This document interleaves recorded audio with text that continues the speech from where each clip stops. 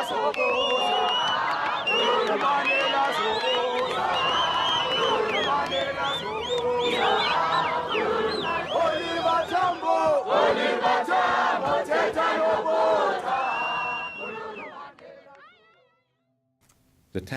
tapping rhythm on the glass was too regular. Surfacing reluctantly, Cameron realized it couldn't, after all, be a bougainvillea branch blowing against the veranda window.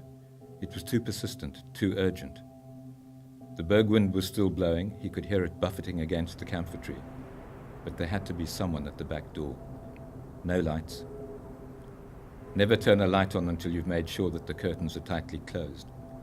The enclosed veranda at the back of the house had no curtains. When was the last death threat? 3, maybe 4 nights ago. No over-elaboration that time. Just a pregnant pause during which Cameron could hear a snatch of Afrikaans dance music in the background, followed by, "You are going to die." He recognized the heavy accent and the tobacco rasp from previous occasions, almost always around 3 a.m. The phone had been put down before he had time to finish reminding the caller that we are all going to die. But not, if possible, just yet. The alarm clock showed that it wasn't 3 a.m. now, only just after midnight, which relieved the tension slightly. The 3 a.m. phone calls had convinced Cameron that when he died, he would do it at 3 in the morning. He slid out of bed, felt between the mattresses for his Sig Sauer, cocked it under his pillows to muffle the noise, slipped on his dressing gown and held the automatic in his pocket. Safety catch off. They would be much better with guns than he was, and he doubted he'd get much chance to use it, but just holding it made him feel less helpless. Jules appeared still to be asleep under the sheet on the other side of the bed. The tapping was getting more urgent. Cameron, peeping through a chink in the bedroom curtains, could see that the dark figure of a man was standing the other side of the veranda window, half obscured by one of the Alibaba pot bougainvilleas. The street light at the end of the drive extended just enough light for Cameron to make out that part of the reason why the figure was dark was that its owner was black. Where the hell was the bloody dog, and what did it think it was doing? Hadn't it worked out its contract? It got fed on the understanding that it would bark when strangers tapped at the back door in the middle of the night. If the death threats were anything to go by, it was white men with guns you had to worry about. But it wasn't impossible. They could have sent a black man, an Askari perhaps, an ANC foot soldier captured and given graphic details about what would happen to his family when his fingernails were being pulled out or his teeth snapped off with a pair of pliers. But if he'd come to carry out the death threats, he wouldn't surely have risked being seen standing here tapping on the door for what must be the better part of a couple of minutes by now. Cameron, heart pounding, knew he would be visible as a target as soon as he stepped through the door onto the veranda.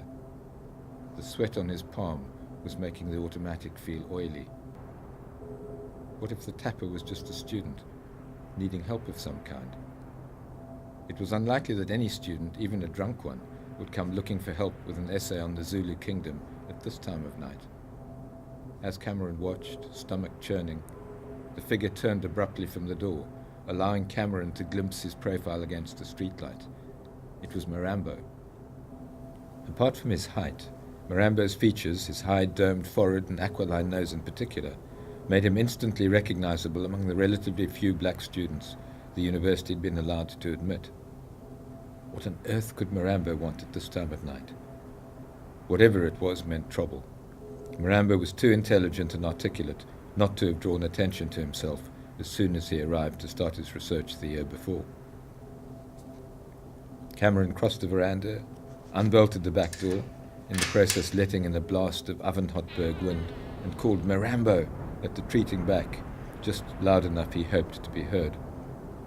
He wasn't, so he had to call again. Too loudly, he felt. Marambo turned and Cameron beckoned him in through the back door and into the dining room, closing the door and navigating the familiar few feet across the room in the dark, before switching on the light in the kitchen. "Shit, man, Cameron, I thought you weren't going to let me in. Your car's in the garage, so I knew you were here." How did he know the car was in the garage? It couldn't be seen from outside. unless he'd pulled himself up to peer through the fanlight, which seemed unlikely. Had he been watching the house and seen them come in earlier? Had he been told that they were back by whoever had been listening to Jules's phone call to her mother when they got in? Jules had heard the usual click and complained about never being able to have a private conversation. The white Corolla hadn't been parked round the corner in its usual spot when they came back, so that couldn't be the source of the information. "How about some coffee?" Cameron asked.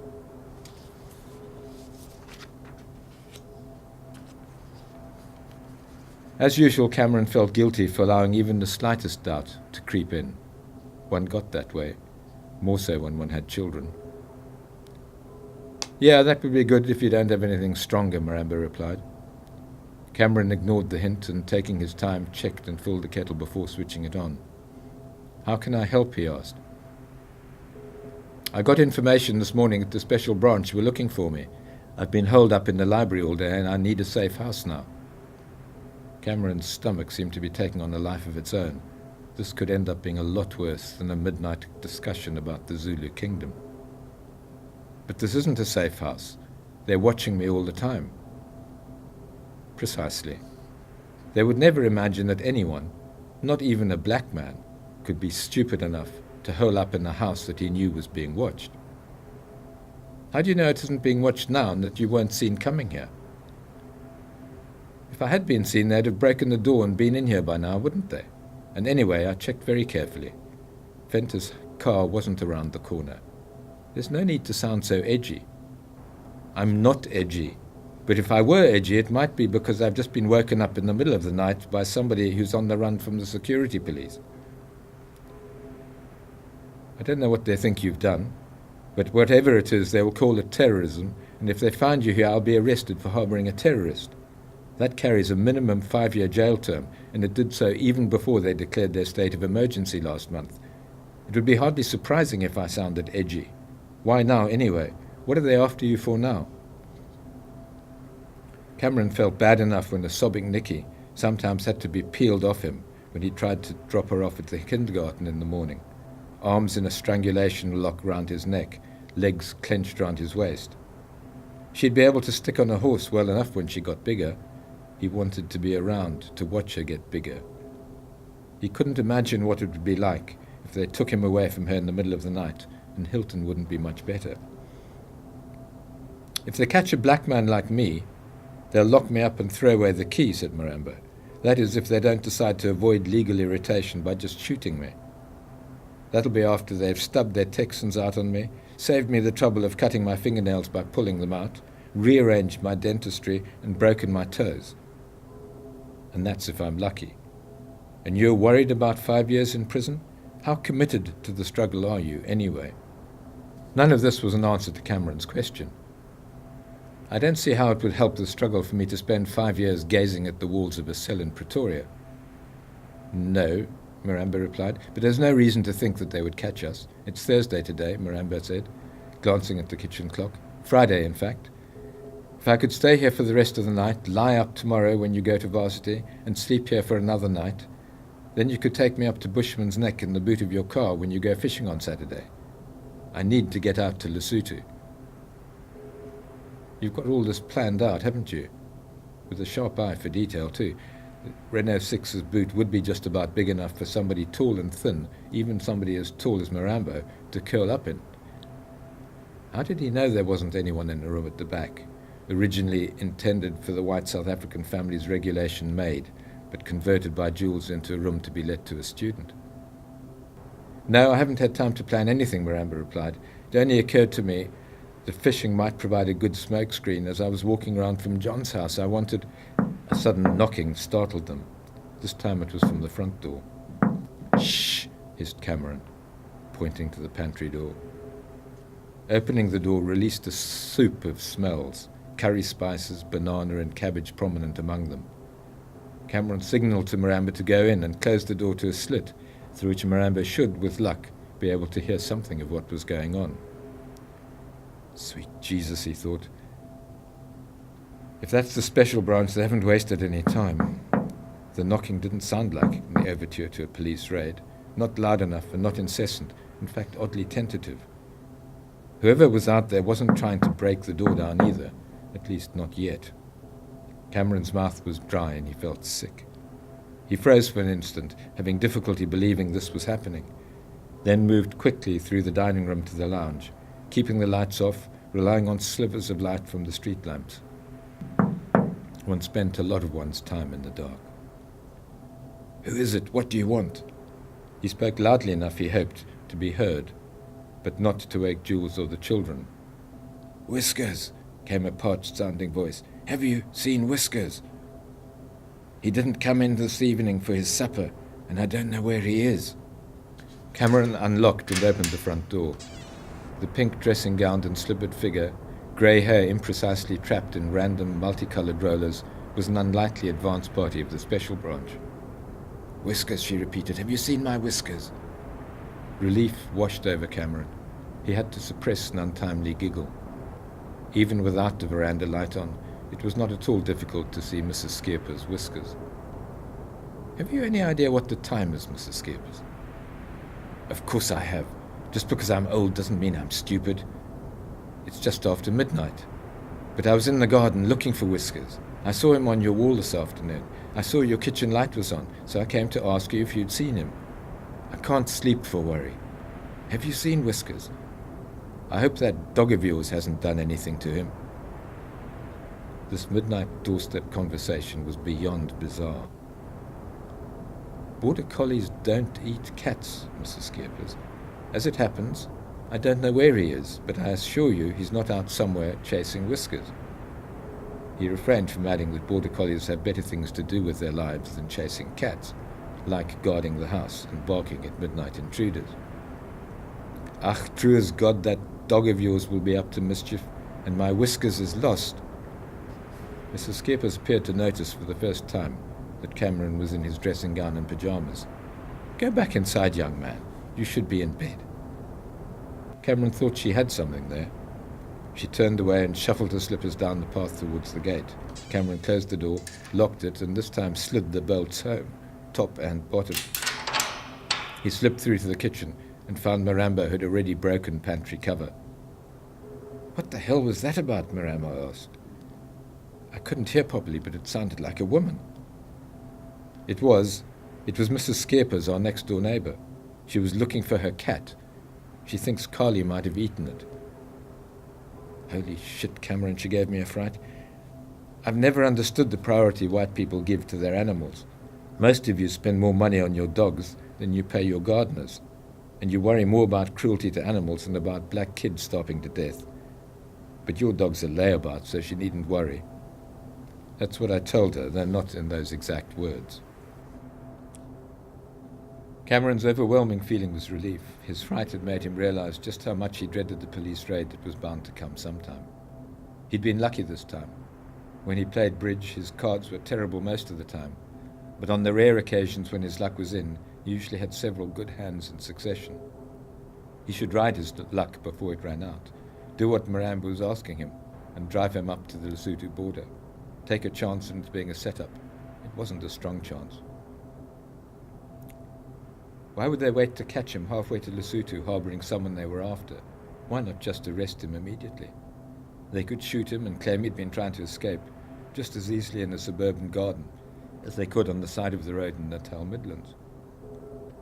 The niggling thought that had been obliterated by the knock on the door edged back. Why would Mirambo have tried John first rather than him? After all, he was Mirambo's supervisor, and John didn't even recognize the need for an armed struggle. "All right," Cameron said. "Your plan sounds feasible, but I don't want Jules implicated in any way. Neither she nor anybody else must know. That means you'll have to stay in the outside room all day. You'll be okay for the bathroom, but you'll need something to eat." Cameron opened the pantry door and ran his eye over sparsely populated shelves that hadn't been stocked for a siege. He extracted a bag from the tangle in the corner and selected an unopened jar of peanut butter, half a packet of lemon creams that looked as if they'd outlived their shed life, an apple, 3 bananas, and a packet of Provita biscuits. 4 Life biscuits, the name seemed appropriate in the circumstances. Not exactly haute cuisine, I'm afraid, but that should get you through the day. Let's go. Kitchen light switched off before the door was opened. Cameron led Miranda back across the dining room in the dark, down the steps onto the veranda, and out of the veranda door and across to the outside room. He reached up to feel for the key they kept on the ledge above the door, opened the door and checked that the curtains were drawn before switching the lights on. The room looked a bit shabby and the bed wasn't made up, but it would have to do. The door into the shower room was open and the frosted glass wasn't curtained, so he moved quickly to shut the door and contain what light there was. "Are you going to be okay here?" Cameron asked. "Of course, this is a lot better than the digs I've been living in. I can't see a single cockroach. It'll be fine. I'll lock the door and wait here till you come tomorrow evening. Tap 4 times and the door will be opened unto you." Miranda seemed relaxed enough. "Cut the biblical craps," Cameron smiled. "The cockroaches are just on holiday. Probably best not to shower. The pipes bang sometimes and that might be heard in the house." He left the caution about flushing the toilet unspoken. Cameron left Miranda in the darkness and heard the key turn in the lock as he slipped back across to the veranda door through a gust of dusty wind. He felt oddly guilty as he tiptoed across to the bed and pushed his loaded automatic in under the mattress, clicking the safety catch on as he did so, before slipping under the sheet. Jules rolled over towards him. "I thought I heard voices, a woman's voice. Were you talking to somebody?" she murmured. Whatever she thought she'd heard didn't appear to have made her anxious enough to wake up properly. "Just Mrs. Skeepers. I found her standing on the doorstep in the middle of the night with a winter dressing gown billowing in the wind. She was looking for her cat." "What time is it anyway?" "It's well after midnight and I'm exhausted. Sleep well."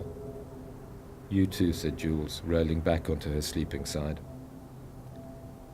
Not much hope of that, Cameron thought. Too much adrenaline, too many questions. And as the questions floated to the surface one by one, the knot of dread inside him grew. He was lying listening for the heavy tread of boots on the path and the banging on the door that would signal the police raid that would inevitably find Marambo. Dread was the right word. It wasn't simply fear. It was the thought of the children's terror and Jules' fear for him and the children that filled him with a sick and oddly empty sense of dread. There was no way he was going to be able to get to sleep. Could it be a setup? Were they really after Marambo? If so, why now? What had Marambo done to trigger the sudden interest? And if they weren't really after him, if Marambo was in fact a police agent, unlikely as that seemed from Cameron's experience of him, surely incriminating Cameron would be too insignificant a prize to justify blowing his elaborately built-up cover. These were, in the end, just questions of detail. Looming behind them, as always, was the meta-question. Why the hell put everything at risk by taking the bastards on in the first place? He didn't have to. He could have let Marambo walk away into the night, looking for somewhere else to hide. Marambo would be the only person who knew that he'd knocked on Cameron's house. And not even Marambo would know that his tapping on the door had succeeded in waking Cameron. But how would he feel if Marambo had walked away and never been seen or heard of again? Even that was just a question of detail. The answer to the meta-question was easy. What apartheid was doing to everyone in the country who wasn't fortunate enough to have been born with a light complexion was, quite simply, intolerable, as in not able to be tolerated. In the face of the nationalist government's brutality, inhumanity, and ultimately stupidity, how could they possibly imagine that they could suppress the vast majority of the country's people indefinitely? There were only two moral alternatives. You could either pack up and leave the country, or you could stay and try to play a part in the struggle. And if you decided to stay, that meant offering a safe house to students on the run from the special branch, particularly if they were your own research students, and even more particularly if they were the kind of research student who was happy to spend time kicking a football around with your son. Cameron was on his third or fourth circuit of the detail when the telephone behind his bed shrilled. He snatched at it before it could wake the children. He was always too slow to save Jules from waking. "You weren't asleep, were you?" mocked the heavy Afrikaans accent, Sorry I didn't wake you. Cameron felt shivery. He could think of nothing to say.